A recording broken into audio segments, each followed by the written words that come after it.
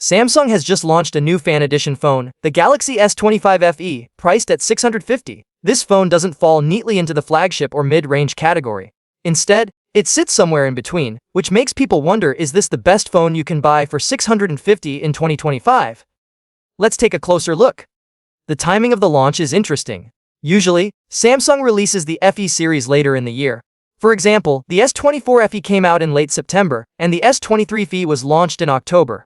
But this time, Samsung revealed the S25 FE in early September, just days before Apple's big iPhone 17 event. It seems clear that Samsung wanted to grab some attention before Apple announced its new devices. This way, some people might decide to go for a Galaxy instead of waiting for the iPhone. Now, whether this is the best phone at $650 depends on what you personally want in a phone. Some people prioritize display size and quality.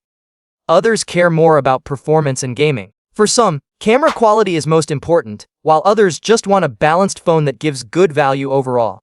With that in mind, let's see where the S25 FE stands. Starting with the design and display, the S25 FE is slimmer and lighter than its predecessor.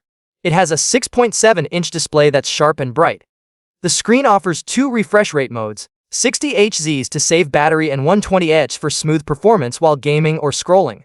It's a solid display, but not groundbreaking. Many rival phones offer higher resolutions and sometimes brighter panels. Now let's talk about performance. The S25 FE runs on the Exynos 2400 chip. This processor is fine for daily use, but it lags behind more powerful chips like the Snapdragon 8 Elite, which is used in Samsung's premium Galaxy S25. Even the Exynos 2500, found in the Galaxy Z Flip 7, performs better. So having the older Exynos 2400s in a phone that's part of the S series feels a little disappointing. The phone also comes with 8 GB of RAM, compared to the 12 GB you get in true flagship devices. For now, 8 GB might be enough, especially since this phone is focused on AI features. But as AI technology continues to grow more demanding, this might become a limitation in the future. Speaking of AI, the Galaxy S25 FE comes with Samsung's One UI 8 software based on Android 16. It introduces several AI tools such as Gemini Live, Now Bar, and Circle to search with Google. These features are designed to make it easier to interact with your phone through touch, voice, or even visual input. It's good to see Samsung include these at a mid-range price. When it comes to battery life, the phone packs a 4900 mAh battery. That's a small upgrade from the 4700 mAh battery in the previous FE. While this sounds decent, many phones in 2025 at this price point, or even cheaper, already come with 5000 mAh batteries or larger. Some even pack 7000 mAh batteries while keeping slim designs, so Samsung's offering doesn't look very competitive here. The camera setup includes 4 cameras, a 50-megapixel main sensor with optical image stabilization, a 12-megapixel ultra-wide lens, an 8-megapixel telephoto lens with 3x zoom, and a 12-megapixel front camera. The selfie camera has been upgraded from the 10-megapixel sensor in older FE models, which is a nice improvement.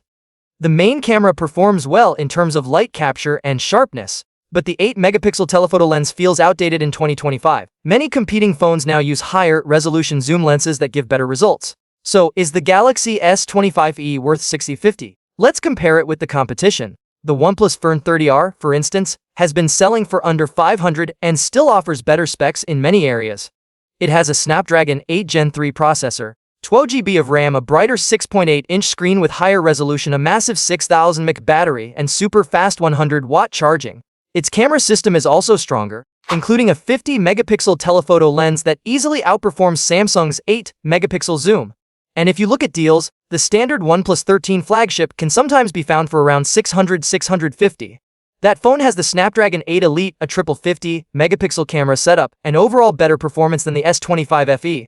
That being said, Samsung does have a few advantages. The S25 FE comes with IP68 water and dust resistance, while the OnePlus Phone 30R only has an IP65 rating. For people who already use Samsung devices, the smooth integration with other Galaxy products can also be a big plus.